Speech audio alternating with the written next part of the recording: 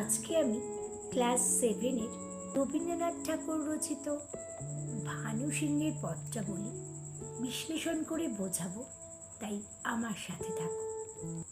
রবীন্দ্রনাথ ঠাকুর রচিত ভানু সিংহের পত্রাবলী থেকে গৃহীত দুটি চিঠি তোমাদের পাঠ্যে রয়েছে।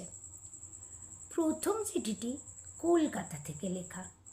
কলকাতার বর্ষাকাল কবির কাছে মনোরম লাগে না, বা এক কথায় ভালো লাগে না, কারণ সেখানের প্রত্যেকটি ছাদে ছাদে বৃষ্টির ফোঁটাগুলো হোঁচট খেয়ে খেয়ে মাটিতে পড়ে। তাই কবির মনে হয়েছে বৃষ্টি সেখানে হোঁচট খায়। টিপটিপে বৃষ্টি মেঘের কালো রং মনকে বিষণ্ণ করে দেয়। তাই কবি শান্তিনিকেতনের বৃষ্টির প্রসারতা দেখেছেন। সেখানে বৃষ্টির নৃত্য, তার ধোঁয়াশার মতো জটার বাহার, তার অপূর্ব সঙ্গীত মাধুর্য কবি অনুভব করেছেন। প্রকৃতি সেই বৃষ্টির জন্য উল্লসিত হয়ে ওঠে। ঘাসে ঘাসে আনন্দ ছড়িয়ে পড়ে। গাছগুলি মাথা নেড়ে নেড়ে বৃষ্টিকে আহ্বান জানায়। কবি এখানে নিজের মনের সাথে বৃষ্টির বা বর্ষামঙ্গলের উৎসব একেবারে একাকিত্ব অনুভব করেন। এই আনন্দকেই তিনি নিজের হৃদয় থেকে সঙ্গীত তৈরি করেন। কলকাতা শহরের হোঁচট খাওয়া সামান্য বৃষ্টিতে সম্ভব হয় না, তাই রবীন্দ্রনাথ কলকাতা ত্যাগ করে শান্তিনিকেতনে যেতে চান।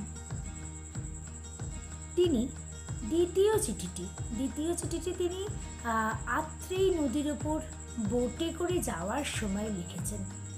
এই আত্রেই নদীর দুপাশের গ্রামের আঙিনা পর্যন্ত নদীর জল প্রসারিত হয়েছে। আম, জাম, শিমুল, কাঁঠালের ছায়াময় গ্রামগুলি যেন শান্তির নীড়। ধানের ক্ষেতের মাথা জেগে আছে জলের উপরিতলে।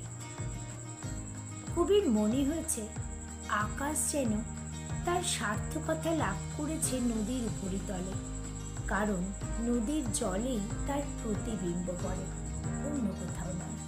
এই আদিগন্ত শ্যামল প্রকৃতি কবির দু চোখে একেবারে সুন্দর হয়ে ধরা পড়েছে। তাই বর্ণিত হয়েছে চিঠি দুটির ছত্রে ছত্রে। কবি রবীন্দ্রনাথের প্রকৃতি ভাবনা প্রকাশিত হয়েছে পাঠ্য দুটি চিঠিতে।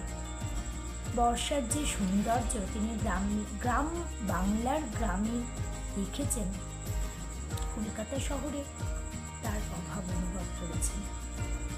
তারই বর্ণনা পাওয়া যায় এই দুটি চিঠিতে।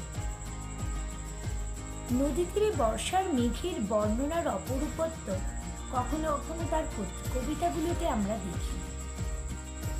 এই সব মিলিয়ে ভানু সিংহের পত্রাবলী